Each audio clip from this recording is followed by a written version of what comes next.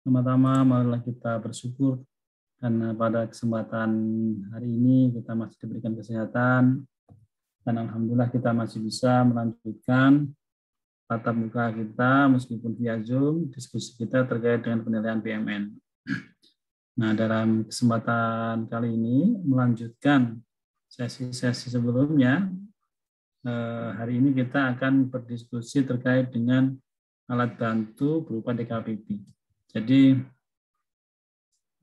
dua pertemuan hari ini dan untuk pertemuan berikutnya kita akan fokus ke alat bantu DKPP ini.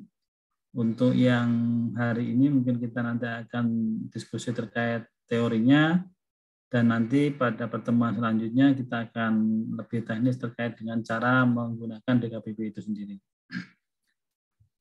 Nah, jadi sebagaimana kita ketahui bahwa dalam penilaian itu kita mengenal adanya pendekatan yang biasa digunakan, yaitu pendekatan biaya. Dalam pendekatan biaya itu, langkah pertama yang harus dilakukan adalah menentukan NRC, kemudian dikurangi penyusutan, ketemulah nilai objek properti itu berdasarkan pendekatan biaya. Nah, di dalam menentukan NRC ini banyak sekali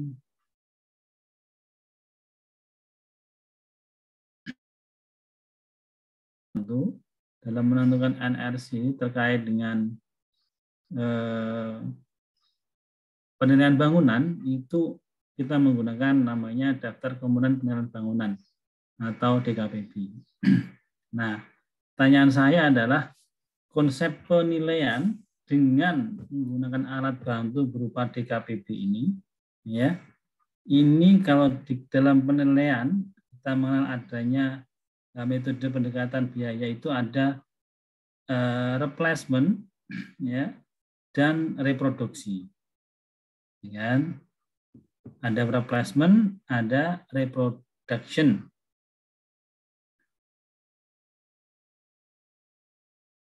Itu istilahnya dalam metode itu kita menggunakan replacement atau reproduksi. Ada yang bisa jawab? Pilihannya dua tuh. Kalau enggak replacement ya reproduksi. Ya, coba.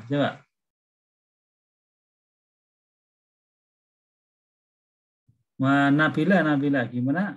Nabila, menurut Nabila, kalau menggunakan alat bantu DKPB itu konsep replacement, ya, atau reproduksi, pengganti atau pembuatan baru. Sepertinya replacement, Pak, pengganti. Oke, pengganti ya, replacement ya, betul sekali ya. Jadi karena prinsipnya kita tidak akan menggunakan biaya-biaya yang persis seperti ya, seperti objeknya begitu. Belum tentu ya. Nah, nanti tergantung dari komponen-komponen yang ada di objek yang akan kita nilai disesuaikan dengan DKPB-nya begitu. Tapi sebenarnya memang konsepnya adalah replacement ya, jadi biaya penggantian dari unsur-unsur yang digunakan di dalam DKPB ini prinsipnya adalah nanti kita menghasilkan biaya penggantian baru atas sebuah properti yang akan kita nilai. Ya. Nah, kalau yang reproduksi itu cenderung dia tidak menggunakan alat bantu seperti DKPB ini. Biasanya dia langsung menggunakan RAB. Ya, biasanya kalau RAB dihitung satu-satu materialnya, komponennya. Nah, itu konsep reproduksi. Oke ya.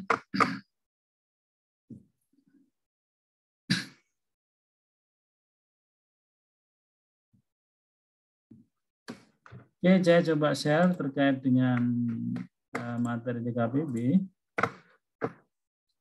Kelihatan ya. Nah, dalam diskusi kita nanti akan coba berdiskusi terkait bagaimana sih teknik penyusunan DKPB, ya kan? Kemudian perubahan-perubahan apa yang ada di DKPB 4.0 ini. kemudian asumsi-asumsi umum. Ya. Nah, kita mungkin di pertemuan ini akan lebih fokus ke ini dulu. Nanti pada pertemuan selanjutnya, nah kita baru akan membahas terkait dengan kertas kerja dan cara menghitung dengan menggunakan DKPB. Dalam pelaksanaannya, penyusunan DKPB itu ada beberapa tahapan yang harus dilalui. Ya, yang pertama adalah survei data. Ya. Nah, kemudian survei data ini dilaksanakan oleh KPKNL. Ya.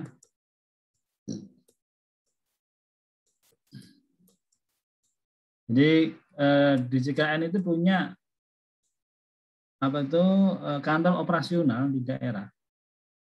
Ya, di bawah Kanwil, yaitu namanya KPKNL, Kantor Pelayanan Kekayaan Negara dan Lelang. Jadi semua kabupaten kota di seluruh Indonesia itu pasti ada di bawah KPKNL masing-masing daerah. Ya. Jadi yang melakukan survei data ini prinsipnya adalah KPKNL. Kemudian nanti ada proses yang kedua, ya, yaitu verifikasi dan sinkronisasi data. Ini dilakukan oleh Kanwil, ya, plus KPKNL, ya, plus KPKNL. Jadi Kanwil dan KPKNL itu nanti akan melakukan pekerjaan yang sama, yaitu verifikasi dan sinkronisasi data.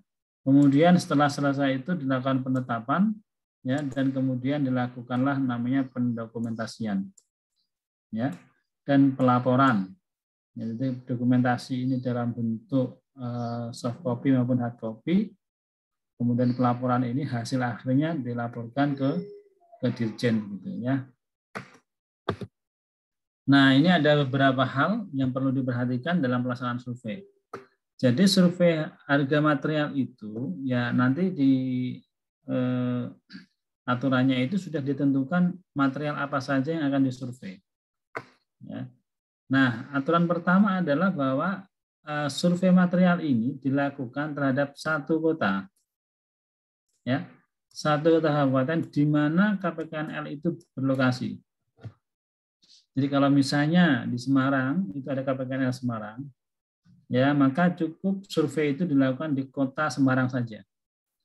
Kalau Medan, mungkin ada KPKNL Medan, maka cukup di kota Medan saja yang dilakukan surveinya. Ya. Nah, kenapa ini dilakukan? Ini dilakukan dalam kondisi pandemi sebenarnya, ya. Karena dulu sebelum ada pandemi itu semua kota kabupaten dilakukan survei semuanya, ya. Namun karena kondisi pandemi di mana kita diminta tidak banyak keluar dan sebagainya, ya kan, maka kondisi ini membuat kebijakan yang kita buat adalah berarti surveinya cukup di kota kabupaten saja. Nah, dalam hal terdapat material tidak dapat ditemukan dalam survei nanti kita akan jelaskan di bawah, ya. Nah, kemudian untuk form survei di kabupaten lainnya, nah, ya kan, maka nanti akan dibuat dengan modal IKK, Indeks Kemahalan Konstruksi. Jadi DKPB ini tetap akan dibuat per kota atau kabupaten. Ya. Jadi daftar DKPB ini nanti akan disusun per kota atau kabupaten. Namun untuk surveinya tetap hanya di satu saja, di kota di mana KPKNL berada. Nanti yang lainnya dia menggunakan IKK. Gitu. Ya. Nah, kemudian terkait form surveinya, ini akan disurvei nanti terkait dengan data harga material, bangunan, material bangunan itu macam-macam, kemudian upah pekerja, dan harga sewa alat. Datanya sendiri nanti ada data primer maupun sekunder. Nah, surveinya sendiri nanti bisa ke toko, kontraktor, dan sebagainya yang tentunya nanti disertai dengan ini ya, adanya tanda tangan dan cap stempel dari toko ya yang menunjukkan bahwa memang kegiatan survei ini dilakukan secara valid gitu. Nah, kalau data ada dua ya yang biasa kita cari, data primer itu yang langsung kepada pengajar atau kepada konsultan atau kontraktor. Ini data yang sifatnya langsung. Nah, kalau yang sifatnya data sekunder itu yang secara tidak langsung biasanya kita cari data itu di jurnal, ya, badan pemerintah, misalnya BPS, Pemda itu juga kadang dia ada yang komplit ya, yang mengeluarkan material bangunan. Nah, kemudian dan sumber-sumber data lain yang bisa dipertanggungjawabkan. Nah, ini data sekunder ini sifatnya hanya mendukung data yang primer saja ya, untuk mendukung data primer. Jadi nanti bisa untuk cross check, bisa juga misalnya ternyata dari data primer ini tidak diperoleh, maka nanti bisa digunakan data yang sekunder. Nah, berapa jumlah data? Ya, jumlah data yang diminta untuk yang material sifatnya mudah ditemukan, maka 3. Jadi misalnya yang sering, yang rata-rata pasti ada di setiap toko, ya, itu misalnya besi, semen, cat, itu pasti ada, ya kan? Nah, maka itu bisa minimal 3 data. Tapi yang material-material yang jarang ditemukan, ya kan, cukup 2 data. Material yang jarang ditemukan itu misalnya besi buat rangka baja, ya kan, rangka baja untuk rangka atap, ya kan, itu kan tidak semua toko bangunan ada, hanya mungkin di toko-toko baja saja yang dia menyediakan gitu ya.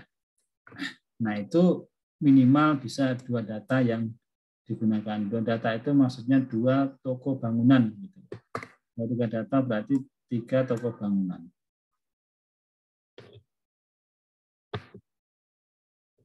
Nah, dalam pelaksanaannya terkadang kita surveyor itu ada beberapa kendala yang sering dihadapi gitu ya.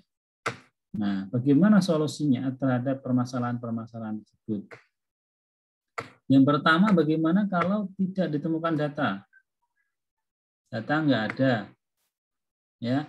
Maka konsepnya kalau data nggak ada bisa diganti dengan material yang sejenis atau spesifiknya sama, ya kan?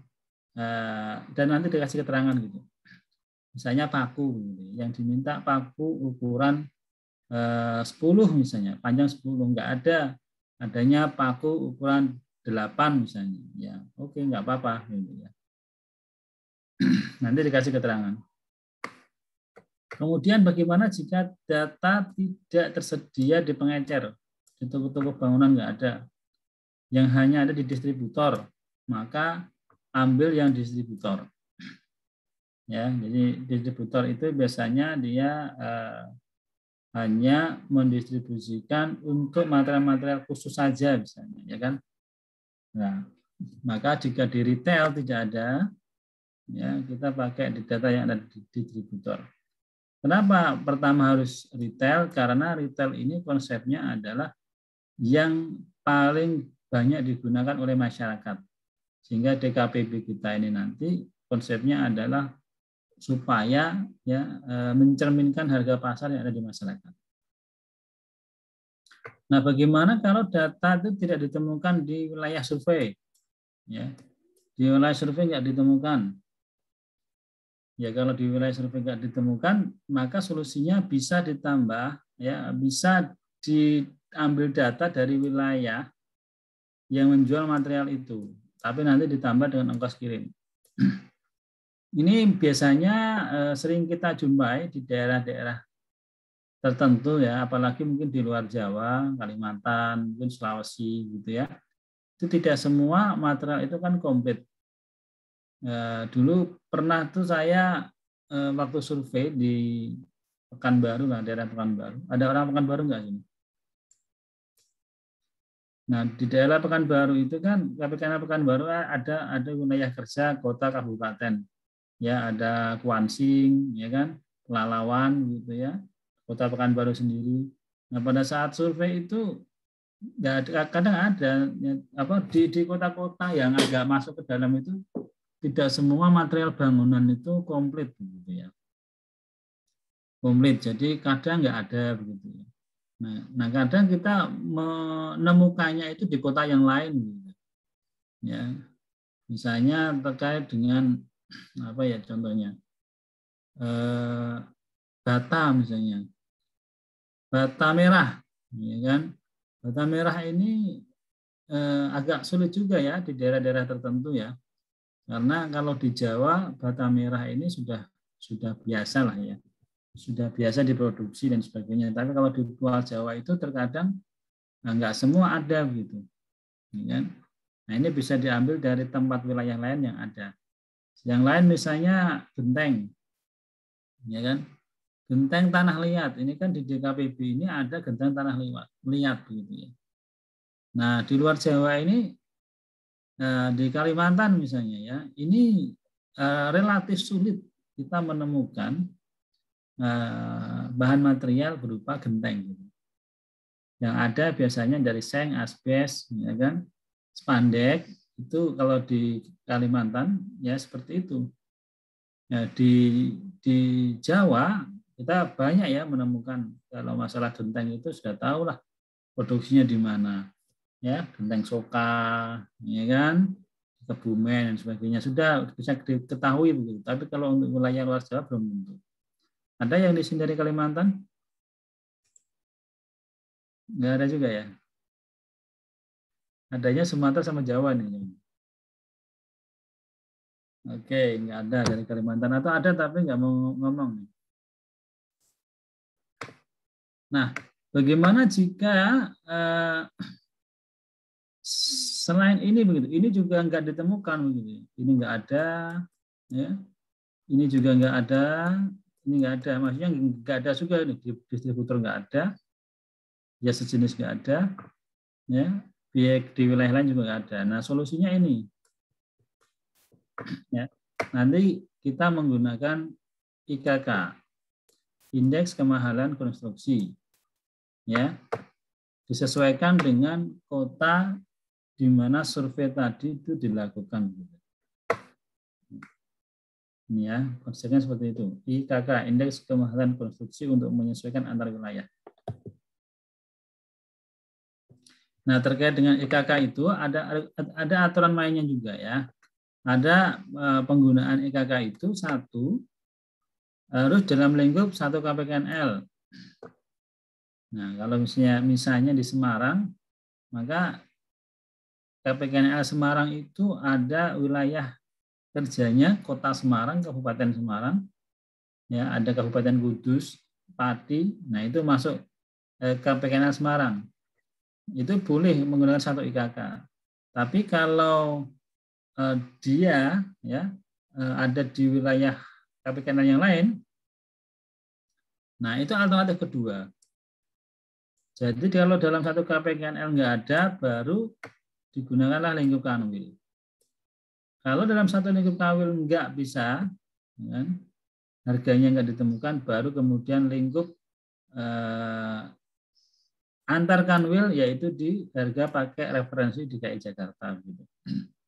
Jadi untuk material-material yang spesifik banget itu kan di daerah kadang juga nggak ada, maka nanti dia pakai harga di DKI Jakarta dikalikan dengan IKK masing-masing daerah. Gitu. Ini cara menghitung IKK ya. Nah, terkait survei data. Survei data dilakukan oleh KPKNL. Ya. Prosesnya nanti bisa survei lapangan langsung melalui tatap muka atau melalui korespondensi ya, surat menyurat. Ya, KPKNL menyampaikan surat kepada toko-toko dan sebagainya, nanti kemudian minta balasan gitu. Atau dari data sekunder tadi ya, instansi pemerintah, jurnal dan sebagainya. Jadi ada 3 teknik untuk mengumpulkan survei data material ini ya, tatap muka langsung, korespondensi, dan pengumpulan data sekunder. Oke, setelah survei data diolah, ya waktu surveinya ini ya, waktu survei itu Juli sampai Oktober, ya. Jadi saat ini adalah waktu teman-teman pada survei nih. Nanti diolah ya dan diterima Kanwil paling lambat 15 November. Oleh Kanwil maka nanti ada ini nanti namanya verifikasi dan sinkronisasi oleh Kanwil dan KPKNL. Verifikasi itu cross check data, sinkronisasi itu untuk membandingkan antar wilayah gitu. Karena terkadang dalam satu KPKNL dengan KPKNL lain, meskipun dia bersebelahan, harganya kadang jauh begitu ya. Ini yang perlu namanya disinkronkan. Ini banyak terjadi. Ya, karena di KPKNL sendiri kan wilayah kerjanya luas banget ya masing-masing daerah itu. Misalnya kalau di Kanwil Jawa Barat misalnya ya, itu meliputi wilayahnya termasuk Bekasi, ya, Bogor. Nah itu kan daerah-daerah penyangga Jakarta yang tentunya harga materialnya cenderung lebih mahal jika dibanding dengan mungkin daerah Sukabumi misalnya. Ya, sama-sama wilayah Jawa Barat. Sehingga apa? Sehingga perlu disinkronkan.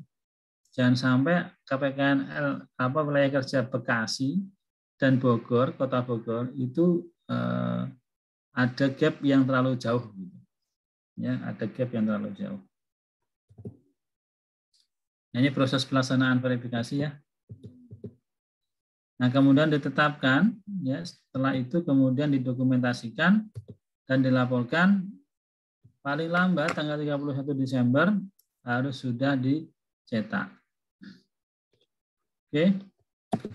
Nah, itu tadi terkait dengan proses penyusunan DKPB. Ya, yang perlu diingat adalah pertama, ya, survei itu dilaksanakan oleh KPKNL. Kemudian oleh KPKNL nanti setelah clear semuanya akan disampaikan ke Kanwil untuk dilakukan verifikasi dan sinkronisasi. Ya. Verifikasi dan sinkronisasi ya ini dilakukan bersamaan. Nah, kemudian ditetapkan. Nah, ini ya tadi kelewatan. Ditetapkan oleh kepala Kanwil. Ya. Proses penetapan itu dilakukan oleh kepala Kanwil atas nama direktur. Itu ya. Ingat-ingat, jadi penetapan oleh kepala Kanwil atas nama direktur. Setelah ditetapkan, ya, nanti dicetak paling lambat tanggal 31 Desember. Nah, itu ya sebenarnya proses dari bagaimana penyusunan DKPB itu sendiri. Sampai sini ada yang ditanyakan?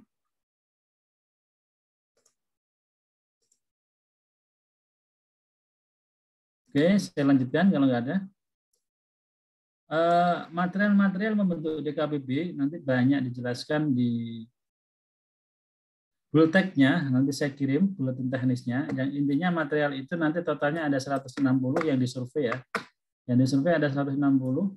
Nah, dan material yang membentuk DKPB itu nanti meliputi material struktur, dinding, atap, lantai, langit-langit, pelapis dinding, instalasi listrik, air, dan pagar. Ya, jadi komponen seperti itu. Nah, apa bedanya DKPB versi sekarang ini dengan sebelumnya, gitu ya? Yang jelas kertas kerjanya itu nanti akan ada perbedaan, tabelnya juga berbeda, dan formulirnya tadi berbeda dari sisi jumlah yang disurvei. Kalau dulu banyak, sekitar 185, sekarang hanya 160. Kemudian ada penambahan koefisiensi, ya, koefisien terkait dengan ruang. Kemudian dikenal juga dengan menggunakan harga KPHM, koefisien pembentuk harga. Oke, saya kira ini secara umum. Nah, ini perubahannya ya. Dulu 185, sekarang 160. 7, dulu 7 material sewa, sekarang 3. Dulu 12 upah, sekarang 8. Ya. Nah, dari 160 sendiri itu yang disurvei ada 106, yang 54 dia bisa menggunakan KPHM. Nanti kita bahas terkait KPHM. Kemudian juga kita mengenal koefisien untuk lantai. Ya, lantainya nanti kita mengenal ada lantai basement sampai 3 lapis, ya kan?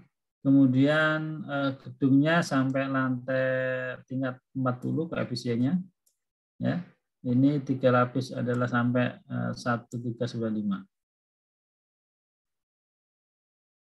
Ada yang mau ditanyakan? Izin bertanya, Pak. Ya, silakan. Ini kalau untuk high rise building gitu gimana, Pak? Yang lantainya lebih dari 40. Apa ngulang dari satu lagi, Pak? Oke, makasih Mas Faisal. Ini pertanyaan bagus nih. Ya, pertanyaan bagus dari Mas Faisal. Bagaimana kalau bangunannya itu lebih dari 40 lantai? Atau mungkin basementnya sampai ke bawah lebih dari 3. Ya, maka dalam DKPP ini digunakan asumsi jika lebih dari 40, maka dia koefisiennya dianggap sama, yaitu pakai 1,761. Ya.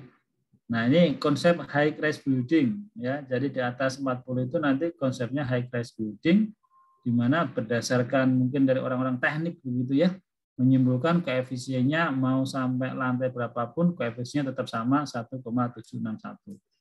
Demikian juga untuk basementnya ya.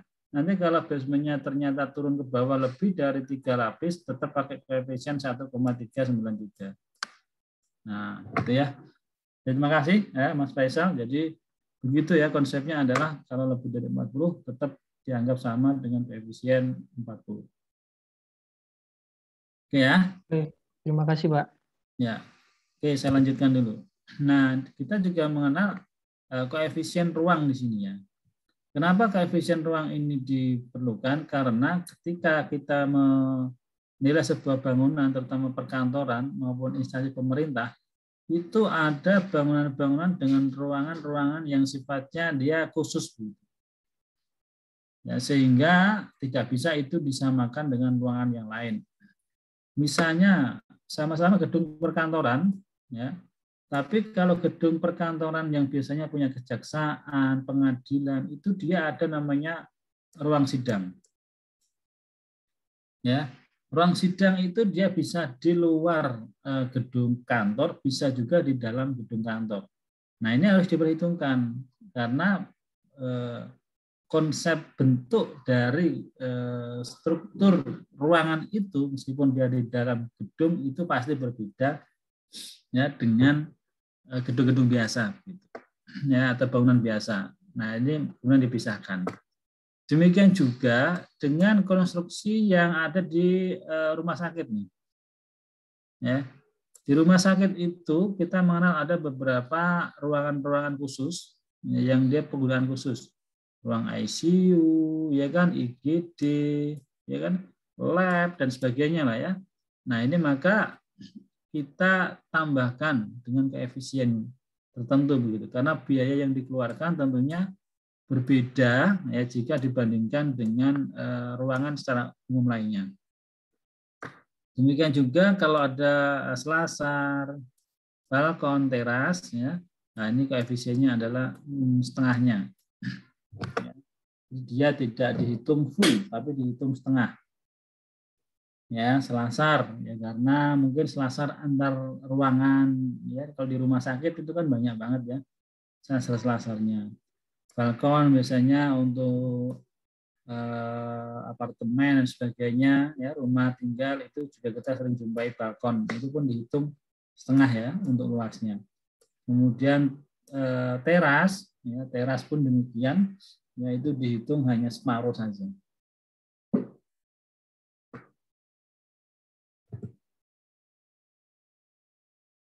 Oke, nanti cara menghitungnya saya kira nanti di praktek perhitungan kita akan lebih detail membahasnya. Ya, jadi kalau contoh selasar itu misalnya ada luas 25, maka nanti yang dihitung adalah rata-rata biaya langsungnya. Ya. Biaya langsung total dari bangunan gedung itu ya dikalikan dengan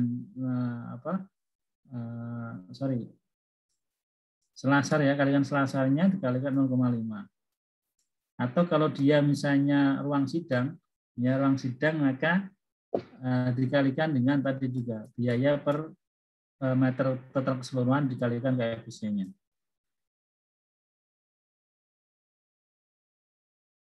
Jadi nanti ada konsepnya, ada konsep jika ruangan itu menjadi bagian bangunan dan jika tidak menjadi bagian bangunan. Ya. Jadi kalau dia menjadi bagian dari bangunan, maka ya, penambah biayanya adalah dikalikan 1 min koefisien. Ya. Kalau dia bagian dari bangunan. Tapi kalau tidak menjadi bagian bangunan, langsung dikalikan koefisien. Oke, nah kemudian kita mengenal namanya koefisien pembentuk harga material atau KPHM. KPHM ini tadi di dalam survei kita terkadang akan menemukan material-material bangunan yang itu tidak ada di lapangan. Kemudian tadi aturannya bisa dicari penggantinya yang sejenis atau mirip begitu ya. Nah, ini namanya KPHM. Cara menghitung KPHM ini ada caranya menghitung sendiri. Ya, tetapi nanti hasilnya akan seperti ini. Jadi misalnya nih, misalnya kita kesulitan mencari ijuk rembesan, ya kan? Ini agak sulit ditemukan di pasar ya, karena memang jarang. Nah, ini bisa diganti komponen ini dengan batu kali. Ya, jadi harga batu kali, tapi dikalikan dengan koefisien ini, KPHM-nya. Ya, jadi material ijuk rebesan dikali dengan dikalikan koefisien 0,238. Atau mungkin ini aspal gitu ya, kita harus mengisi aspal cair, tapi nggak dapat datanya. Bisa diganti dengan aspal hot mix ya, dengan koefisien 0,8.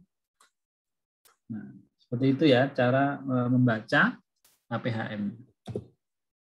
Nah, ini pembentukan KPHM, saya kira nggak usah kita bahas. Nah, ini ya contoh KPHM-nya.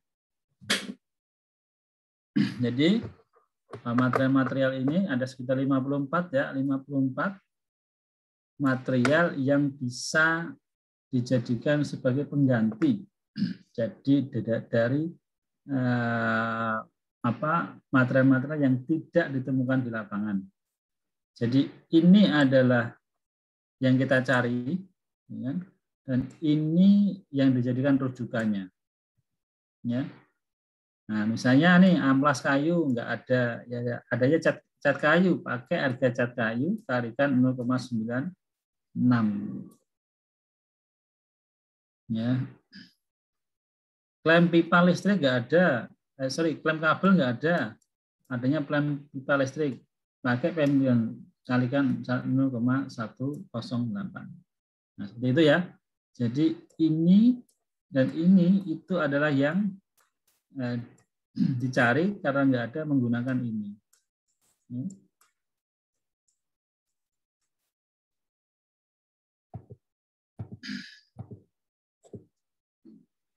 Oke, sebelum saya lanjutkan ke asumsi, ada yang mau ditanya?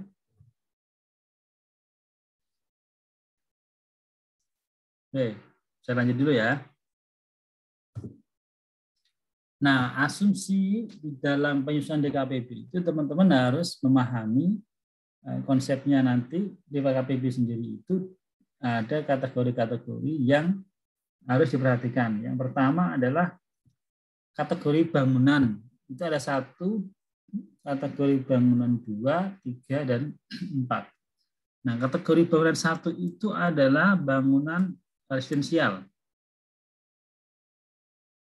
Biasanya dia ya hunian itu ada aktivitas ruang tidurnya, ada ruang keluarga, ruang makan, dapur, kamar mandi, gitu ya. Itu konstruksi dari bangunan 1. Nah, bangunan 1 pun dibagi menjadi 3. Itu bangunan 1.1. Ini biasanya untuk bangunan yang satu lantai, tempat tinggal satu lantai. Ya, strukturnya sederhana. Ya, tidak ada ruangan khusus. Ya, nah ini kategori 1.1. Misalnya kalau kita ya rata-rata rumah tinggal lah ya, rata-rata rumah tinggal punya kita yaitu dia kalau satu lantai maka 1.1. Yang relatif sederhana gitu.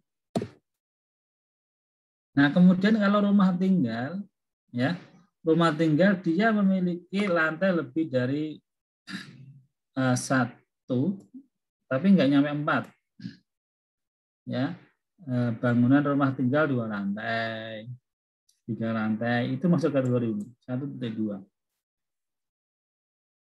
Ya. Kemudian kategori ketiga adalah rumah tinggal tapi lebih dari 4 lantai. Apa contohnya nih? Ada yang tahu?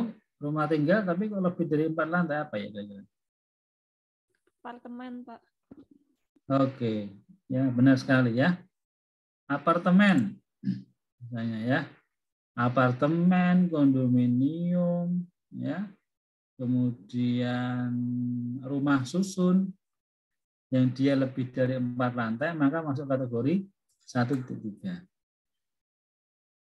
Ya, karena dia meskipun sebuah bangunan bertingkat yang lebih dari 8, tapi konsepnya di dalamnya dia adalah unit-unit rumah gitu.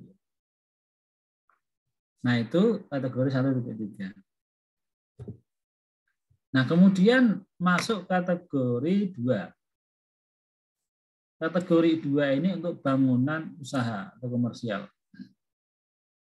Bangunan yang difungsikan untuk kegiatan usaha, prinsipnya seperti itu. Nah, jenisnya apa? Pertama, bangunan kategori 2.1. Bangunan tempat usaha yang memiliki jumlah lantai maksimal 6, umumnya persegi panjang. Ya, ini biasanya untuk ruko biasanya. Ya, jadi bangunan kategori 2.1 ini contohnya adalah ruko.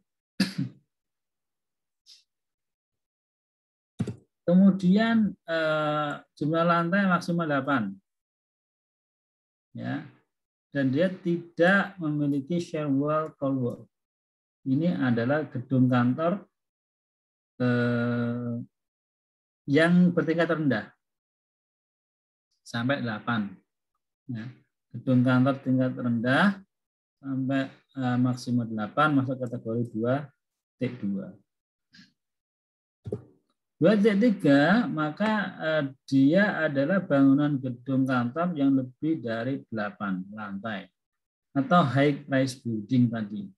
Ya, itu masuk kategori 2.3. Nah, itu kategori yang 2. Kategori 3 itu kategori untuk industri seperti gudang, pabrik, bengkel.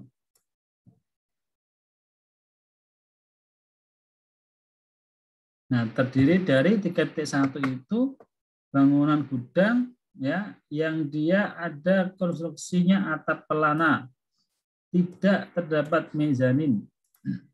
Ya. Dan tiang penyangga utamanya tinggi 5 meter. Jadi biasanya gudang itu ya. Nah, gudang itu. Ya. Nah, ini kalau tingginya ini kisaran 5 meter gitu ya. Dia kategori 3.1. Tapi kalau yang dia lebih dari 7, ya kan, gudang ya relatif tinggi gitu ya. Di atas 7, ya kan, ini biasanya dia juga ada mezanin. Ya, mezanin itu biasanya seperti lantai 2 tapi yang ada di pinggir-pinggir. Kalau kita masuk ke gudang gitu ya, biasanya dia lebih tinggi karena ada mezanin ini. Ya, jadi ini digunakan biasanya untuk kantornya gitu. Nah, ini konsep mezanin gitu ya. Dia kan di pinggir-pinggir saja. Nah, itu dia konsep tersebut masuk kategori yang 3T2. Jadi bedanya kalau ini dia tidak ada mezaninnya, ya, tidak ada. Kalau 3.2 dia ada mezaninnya. Oke.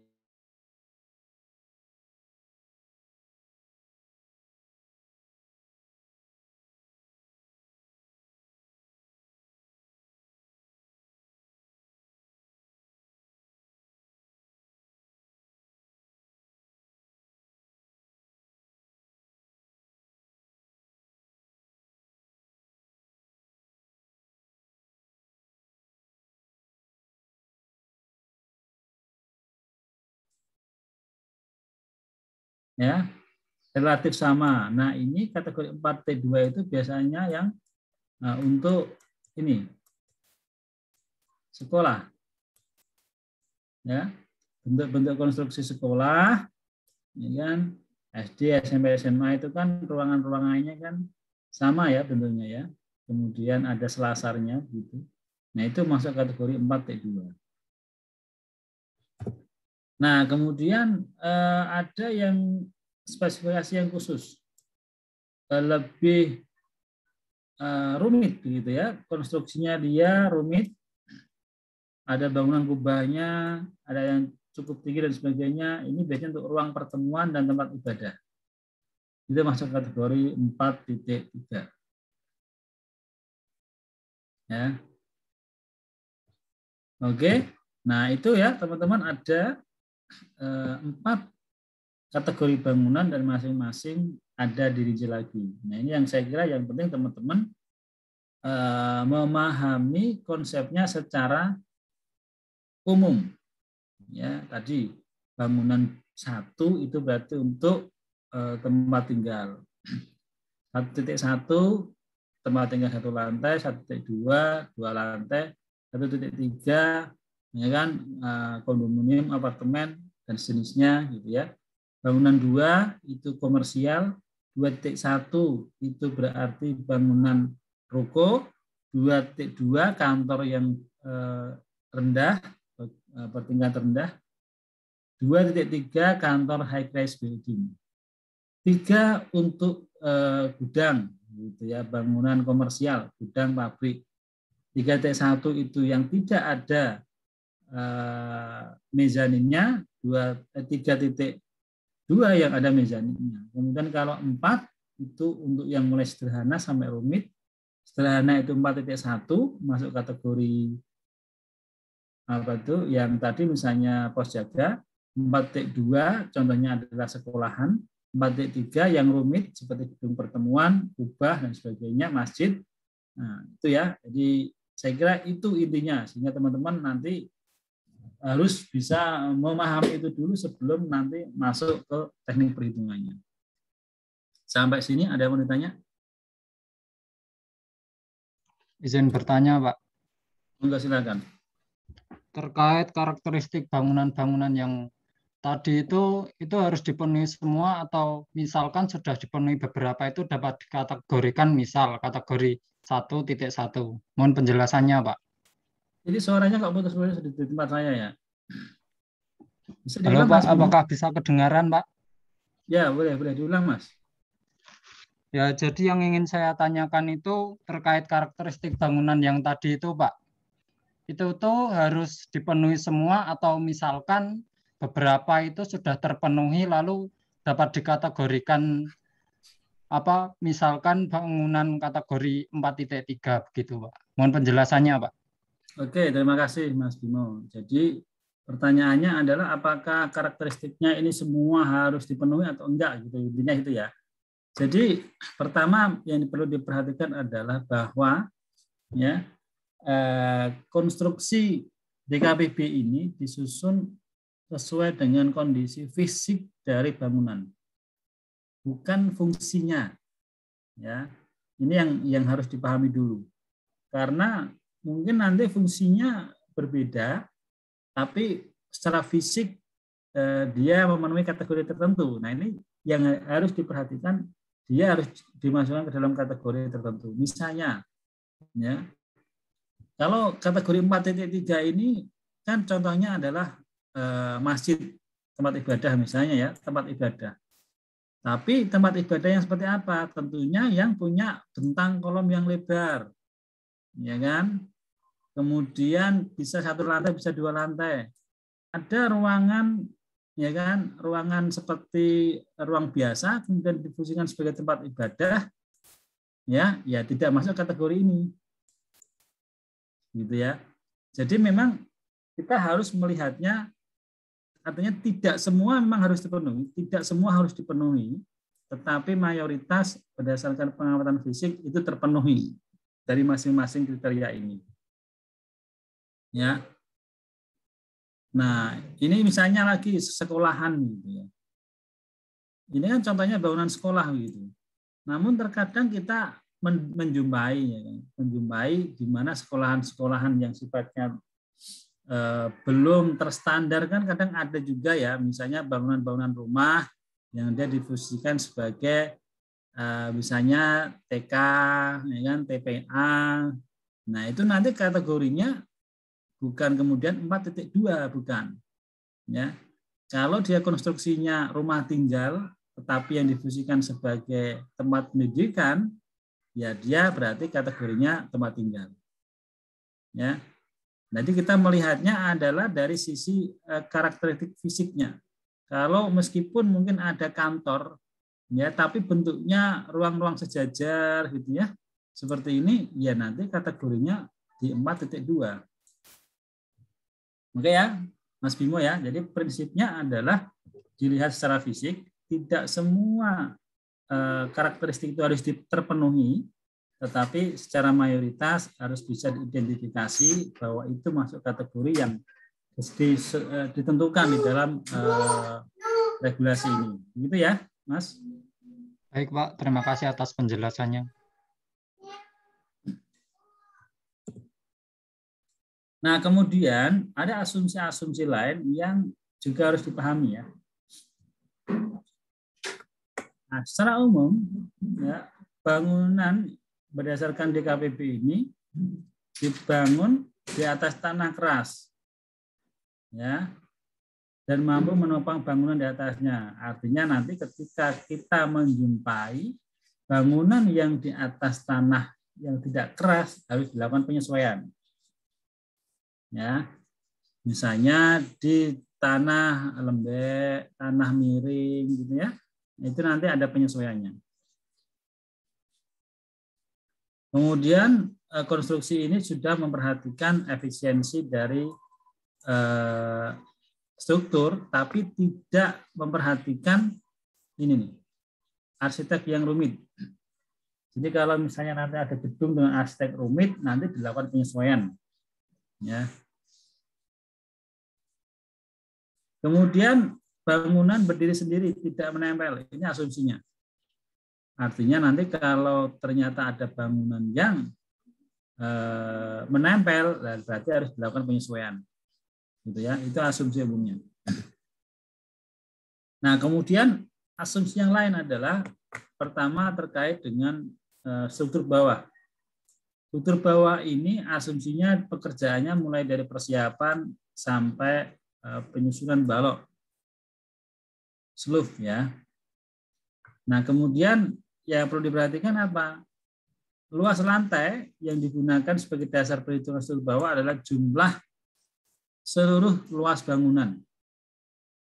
Ya, jadi misalnya ada bangunan, ya, dia ada 2 lantai, begitu ya, dengan masing-masing lantai itu 100, lantai 1 100, lantai 2 100, maka luas lantai yang digunakan di dalam perhitungan struktur bawah ini adalah 200, 2 lantai ya. Bukan berarti kemudian karena dia posisi di bawah dihitung 100 gitu, enggak. Tapi dihitung semua lantainya, karena ini tentunya makin tinggi lantai konstruksinya berbeda. Ya, sehingga dia dikalikan luas lantainya. Nah, ini yang tadi saya sampaikan. Kalau kita ketemu nanti bangunan dengan struktur bawah di tanah lembek, misalnya, ini ada adjustment-nya ya, 135%. Kalau kemudian kita menilai kok rumahnya rumah panggung, rumah kayu gitu ya, nah, adjustment konstruksi bawah, struktur bawahnya adalah 75%. Nah, kemudian ada struktur-struktur bawah yang dia didesain untuk bangunan bertingkat. Tetapi fakta di lapangan ternyata ada yang hanya satu lantai. Maka dilakukan penyesuaian. Misalnya ruko gitu ya. Ruko itu idealnya minimal dua lantai. Tapi kalau rukonya hanya satu lantai, adjustment-nya 65. Ada bangunan gedung kantor ya yang dia harusnya lebih dari satu lantai. Tapi dia hanya satu lantai, gedung kantor satu lantai. Ya, maka dilakukan adjustment-nya 70. Ada tadi misalnya bangunan sekolah. Bangunan sekolah itu idealnya lebih dari satu lantai. Ya, menurut DKPB ini. Begitu dia nanti hanya ada satu lantai, adjustment-nya 65%. Seperti itu ya. Jadi selain tanahnya, juga nanti ada koefisien terkait dengan lantai, di mana ini akan disesuaikan dengan kondisi yang memang sesuai standar, dia tidak sesuai standarnya. Kemudian struktur rangka, ya struktur rangka itu mulai dari tiang, ya, termasuk core well, ya shear well, itu masuk kategori struktur rangka. Yang perlu diperhatikan adalah luas lantainya, ya yang dihitung adalah luas bangunan kesemuanya. Jadi seperti tadi ya, seperti luas lantai dasarnya. Nah, untuk penyesuaian struktur rangka yang di luar standar yang tadi, yang 2T1, 2T2, dan 2T4, yang harusnya dia lebih dari satu lantai, tapi ternyata hanya satu lantai, maka ada penyesuaian juga terkait dengan struktur rangkanya.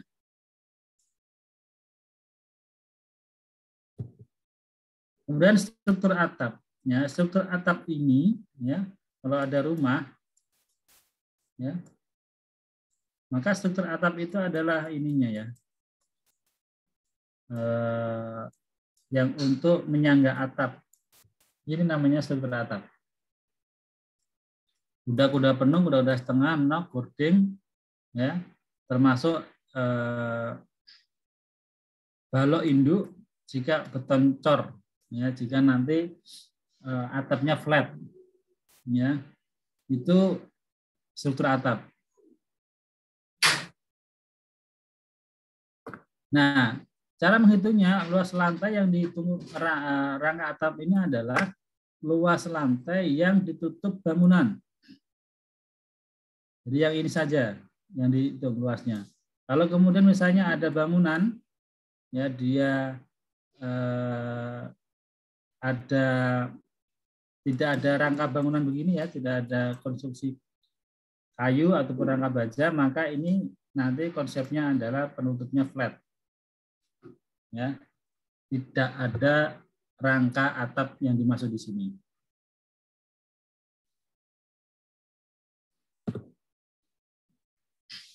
Nah, kemudian asumsi komponen material. Ada 4 kelompok material ya, atap, dinding, langit-langit, lantai. Nah, ini yang perlu diperhatikan oleh teman-teman terkait dinding. Asumsi tebal dinding itu 15 cm. Kalau dia lebih dari 15 cm, lakukan penyesuaian. Tinggi dinding, bangunan kategori 1, 2, 4, 5 cm. Ya.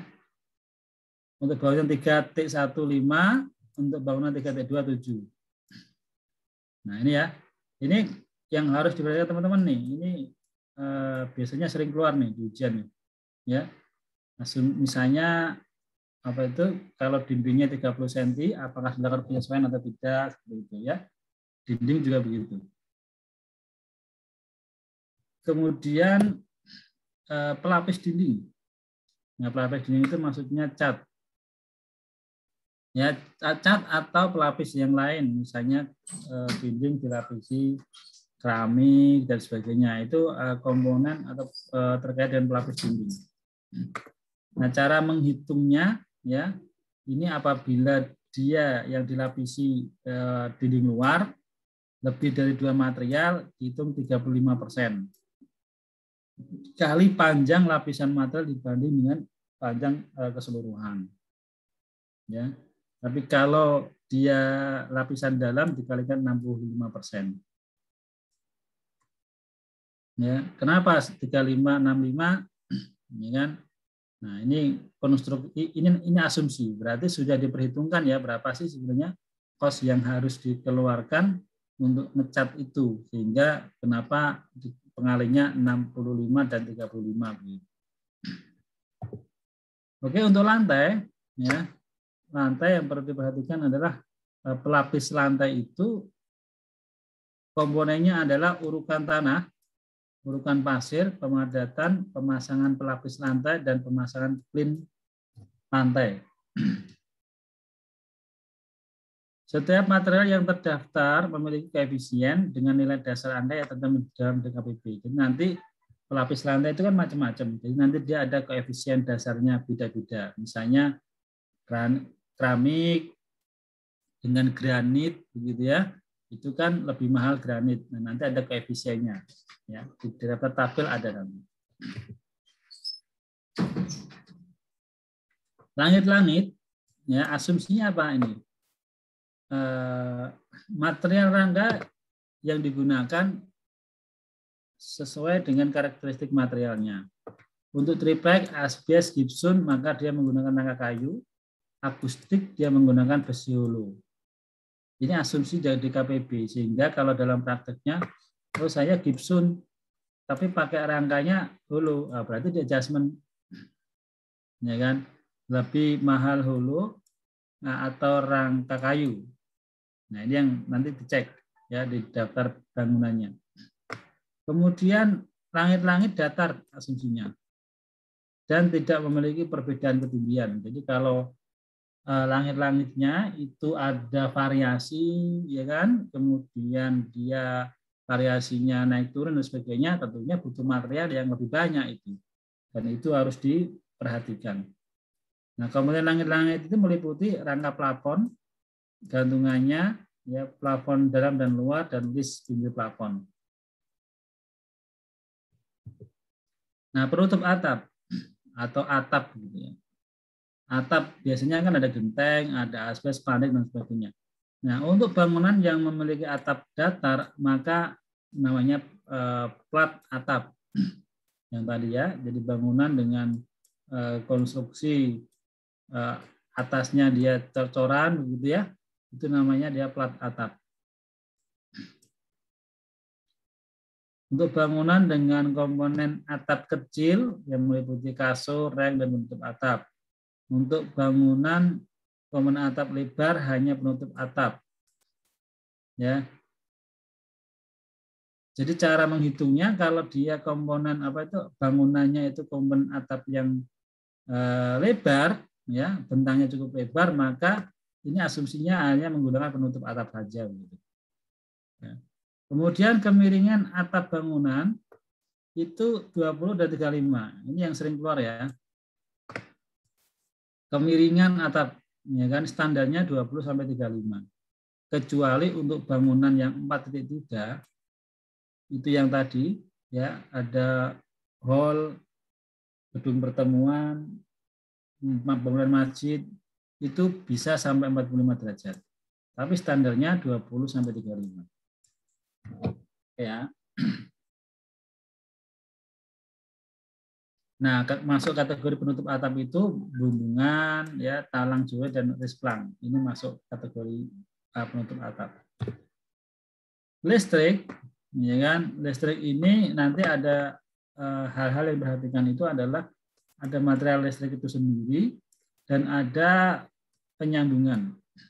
Penyambungan ini biasanya nanti disesuaikan dengan wilayah masing-masing. Di DKPB dia tidak disebutkan ya. Nanti disesuaikan wilayahnya masing-masing.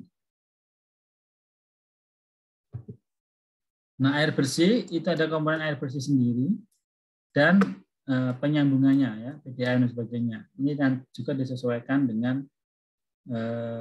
daerahnya masing-masing. Nah, perkerasan itu seperti paving block, ya kan, aspal, itu masuk perkerasan. Nah, asumsi perkerasan apa? Pertama, tidak memerlukan rekayasa tanah asli. Jadi, dia asumsinya penggunaan tanah apa adanya, sehingga kalau misalnya tadi ada tanah yang miring, ya, kemudian bergelombang, itu kan perlu diratakan dan sebagainya. Nah, itu harus disesuaikan.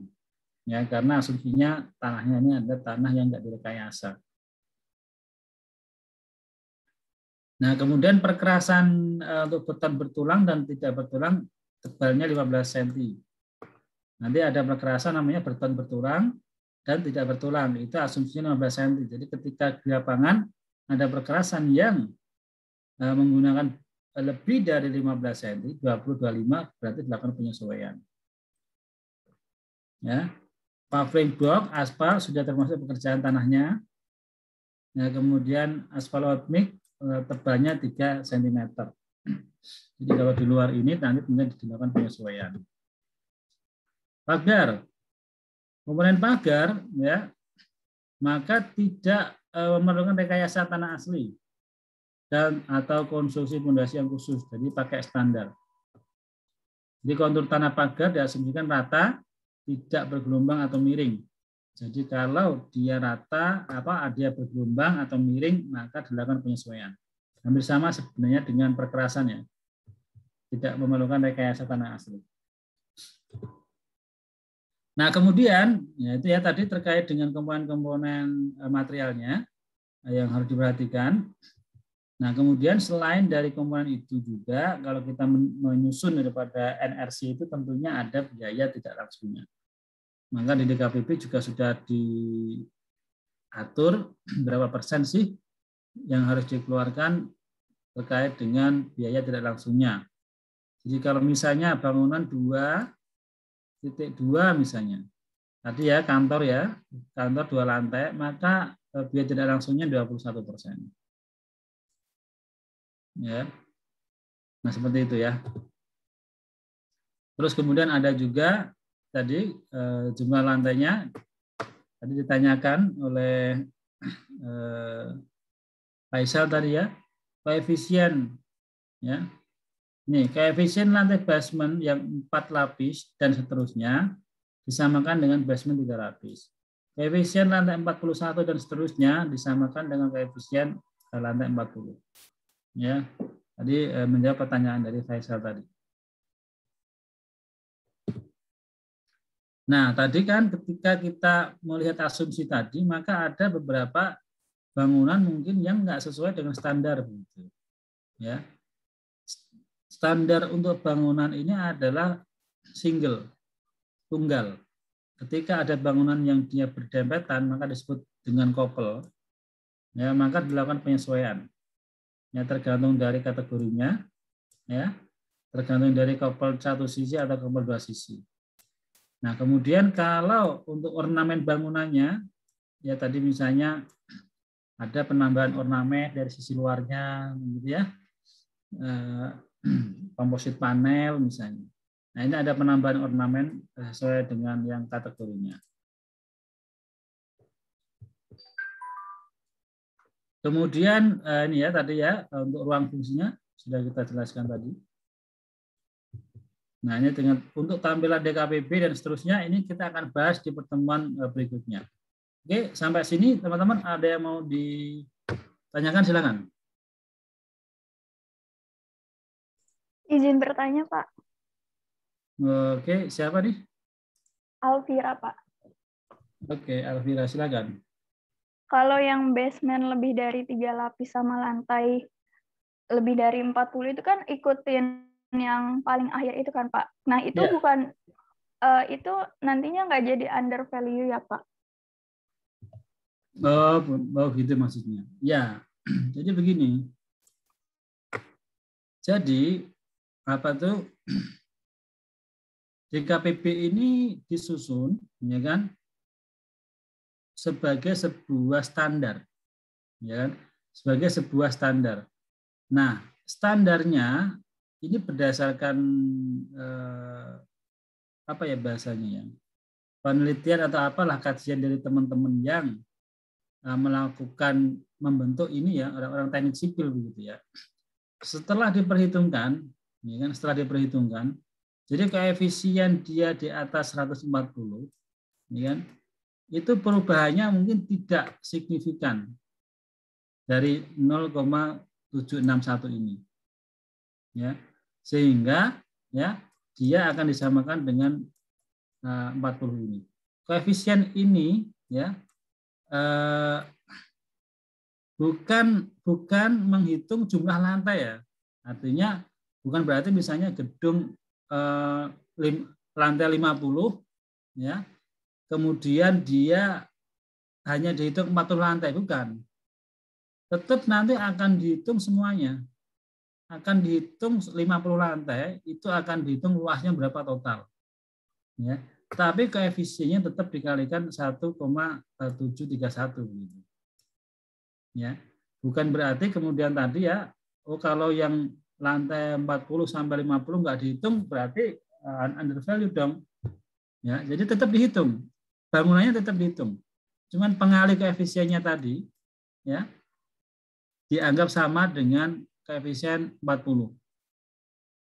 Ya, jadi koefisiennya tetap 1,761 meskipun dia lantainya dia apa itu 41, 42 dan seterusnya. Demikian juga kalau basement ini, ya kan? Bukan berarti kemudian basement lantai keempat itu nggak dihitung, dihitung tetap.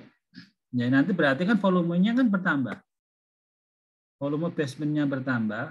Ini kalau kita melihat lantainya ini, berarti nanti kalau misalnya masing-masing lantai itu 100 misalnya kan, kalau 40 lantai, ya kan, berarti kan 40 kali 100 ya, 4.000 meter persegi. Ya, 4.000 meter persegi. Kali 1,761, 1,761. Ya, itu kalau 40 lantai. Kalau 50 lantai, misalnya dengan luas masing-masing 100, berarti 50.000 kali 1,761. Ya. Jadi tetap dikalikan dengan koefisien, ya kan, tetapi apa disamakan. Ya. Jadi kan antara kita lihat aja misalnya kan selisih antara ini 54 dan 61 itu adalah 0,0 berapa? 7 ya. 0,07 gitu. 0,07. Ya. Enggak nyampe 1 begitu. Jadi memang sangat kecil sekali ya. Nah, ini mungkin berdasarkan penelitian dari tim teknis dari teknik sipil itu, jadi kalau semakin tinggi pun koefisiennya itu semakin berkurang begitu ya. Dan itu mungkin tidak dianggap signifikan sehingga sama aja, makanya dikalikan dengan 40. Kenapa 40 begitu? Ya, pertanyaan berikutnya, kenapa 40? Ternyata kalau nggak salah itu yang disebut dengan high rise building itu 40 ke atas begitu. Kan? Artinya untuk high rise building sebenarnya sama koefisiennya 1,761. Begitu Mbak Alvira. Baik Pak, jelas Pak. Terima kasih Pak. Oke, sama-sama. Yang lain?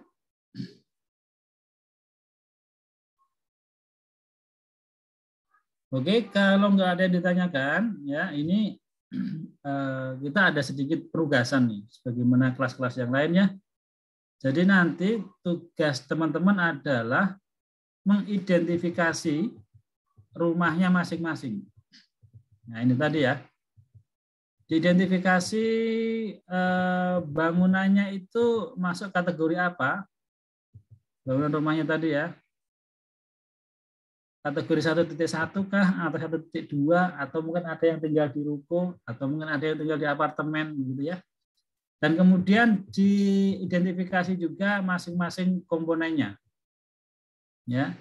Jadi bangunannya ke kategori apa, kemudian material-materialnya apa, ya, dan luasnya berapa begitu ya.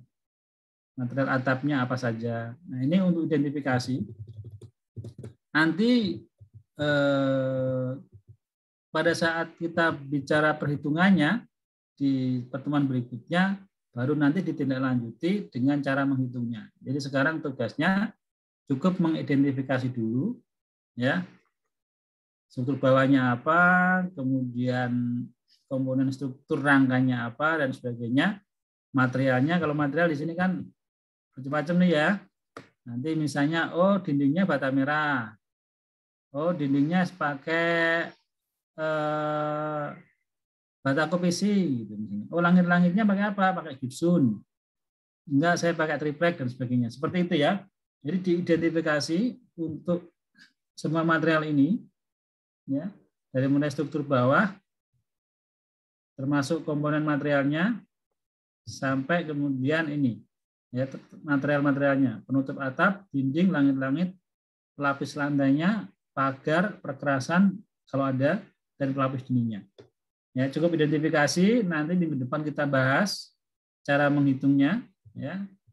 Nah, baru kemudian nanti teman-teman mengerjakan dan menghitung berapa sih nilai rumahnya berdasarkan cara penghitungan dengan menggunakan DKPB ini. Nanti DKPB-nya, karena ini hanya latihan, nanti kita akan pakai yang DKPB DKI Jakarta saja. Ya.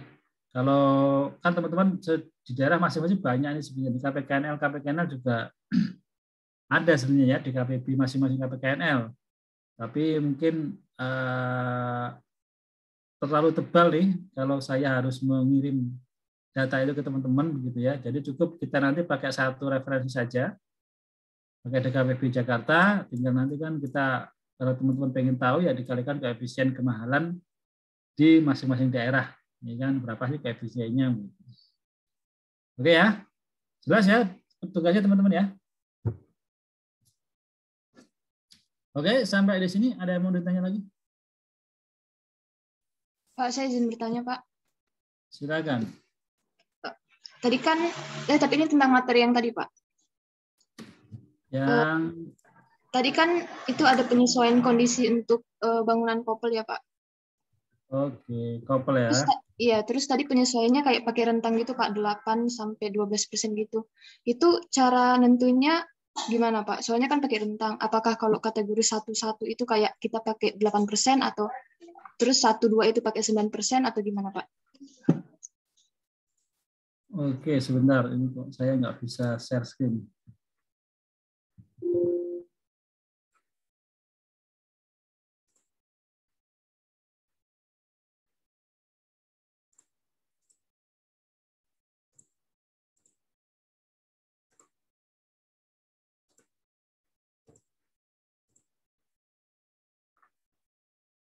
Terkait ini ya.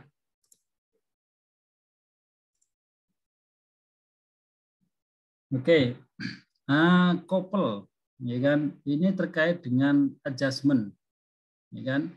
Bagus sekali pertanyaan Delilah terkait dengan kopel. Ini kan ada kategori 1, 2, 3, 4 dan seterusnya ya. Nanti kopel satu sisi, kopel 2 sisi dan seterusnya begitu ya. Nah, ini ada ringnya ya. Ringnya antara 8 sampai 12 ya. Kenapa dibikin ring? Ya karena sebenarnya jenis-jenis kopel itu macam-macam. Ada kopel yang sebenarnya dia hanya satu dinding. Satu dinding dipakai berdua. Ya kan? Tapi juga sebenarnya dia masing-masing punya dinding, tetapi dia mepet. Ya kan gitu. Jadi konstruksi bangunan di perumahan itu beda-beda. Ini kalau kita ngomongin perumahan ya. Ada yang tadi satu bata dipakai berdua. Jadi kalau sebelahan itu diketok gitu ya, rumah sebelah kedengeran gitu ya. Makanya kalau diketok lama-lama nanti kalau bolong angkanya bisa ketahuan gitu kan. Ada yang satu bata, namun juga ada yang 2 bata. Ya kan? Nah, karena ada 2 perbedaan ini, ya kan, maka ini ada ringnya. Ketika kita menjumpai, misalnya, oh ini cuma 1 bata, ya maka adjustment-nya kita bisa pakai maksimalnya adalah minus 12%. Ya. Kemudian oh ini hanya 2 bata begitu. Kalau 2 bata berarti kan asumsinya masing-masing itu punya bata sendiri-sendiri kan. Cuman yang di luar kan setelah bata itu ada namanya plester ya. Di plester, kemudian diaci, dicat begitu. Yang satu sisi tadi. Nah, itu karena dia nggak dihitung yang sisi bangunan satu sisi tadi, nah makanya dia diperhitungkan tadi kurang lebih kalau hanya itu ya cukup mungkin 8% begitu untuk adjustment-nya gitu ya. Jadi memang ini sengaja dibikin ring karena tergantung kondisi pada saat di lapangan. Jadi ketika kita melihat di lapangan, oh faktanya seperti ini, ya. Atau mungkin juga, ya kan, mungkin juga nanti di lapangan kita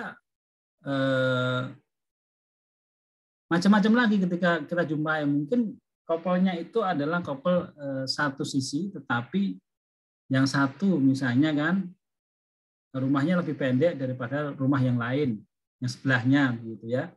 Sehingga kemudian karena dia mungkin di tingkat, ya kan, di tingkat berarti mungkin kelompok kategori 1, ya kan, tapi 2 lantai misalnya 1.2, ya, itu kan masuk kategori 1 juga kan. Tetapi yang nempel hanya lantai 1-nya saja, gitu. Yang lantai 2 nggak nempel. Nah itu kan juga perlu adjustment. Jadi sehingga adjustment ini tentunya akan menyesuaikan ya kondisi di lapangan. Tetapi secara umum standarnya ini sudah kita tentukan dengan ring tertentu. Begitu Mbak Delila. Baik Pak, terima kasih Pak. Oke, ada lagi yang bertanya? Kalau tidak ada, saya kira pertemuan kita cukupkan dulu ya, sampai di sini dulu. Terima kasih atas perhatiannya, terima kasih atas diskusinya, dan kita akan ketemu lagi insya Allah minggu depan. Ya, nah, mungkin nanti bahannya saya akan share ke koordinatornya ya untuk teman-teman baca dipelajari. Sementara itu dari saya, terima kasih semuanya. Salam sehat, salam dijaga untuk kesehatannya. Mudah-mudahan kita selalu diberi kesehatan. Sampai ketemu lagi minggu depan. Saya tutup. Terima kasih. Assalamualaikum warahmatullahi wabarakatuh. Waalaikumsalam warahmatullahi wabarakatuh. Terima kasih Pak. Terima kasih Pak. Terima kasih Pak.